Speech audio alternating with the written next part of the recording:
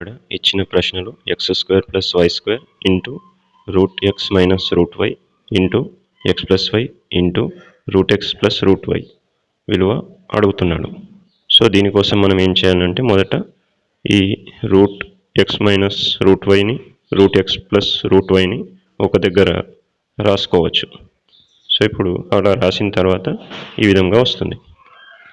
ఇప్పుడు ఇక్కడ right side ఉన్నటువంటి రూట్ పదాలను తీసుకొని అబ్జర్వ్ చేస్తే మనకు ఇవి a + b into a - b రూపంలో ఉన్నట్టు ఏర్పడుతుంది.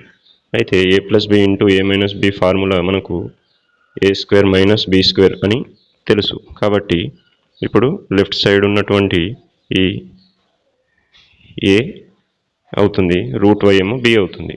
కాబట్టి a + b into a - b a² - b² కాబట్టి a²లో దగ్గర మనం ఏం చేస్తాం, √x హోల్² అవుతుంది, మైనస్ b² దగ్గర √y హోల్² అని రాయవచ్చు. ఇప్పుడు రిమైనింగ్ లెఫ్ట్ సైడ్ వాల్యూస్ మొత్తం సేమ్ ఉంటాయి.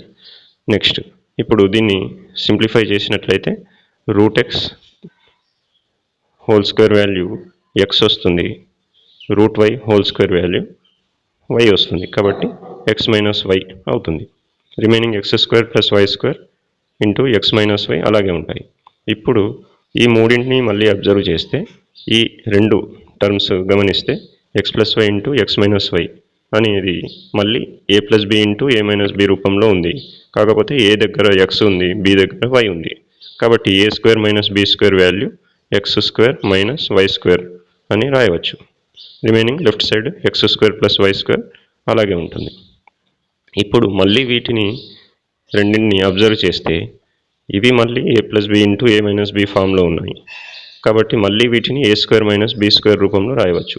కాకపోతే a దగ్గర x² ఉంది, b దగ్గర y² ఉంది. కాబట్టి a² దగ్గర ఏమొస్తుంది, ఇప్పుడు a అంటే x² కాబట్టి x² రాసి a² దగ్గర హోల్² రాస్తాం. కాబట్టి x² అనేది a² రాయాలి కాబట్టి హోల్² అవుతుంది, మైనస్ b² రాయాలి. ఇప్పుడు b వాల్యూ ఆల్రెడీ y² ఉంది కాబట్టి b రాసి దానికి స్క్వేర్. సో a² - b² ఈ విధంగా రాస్తాం.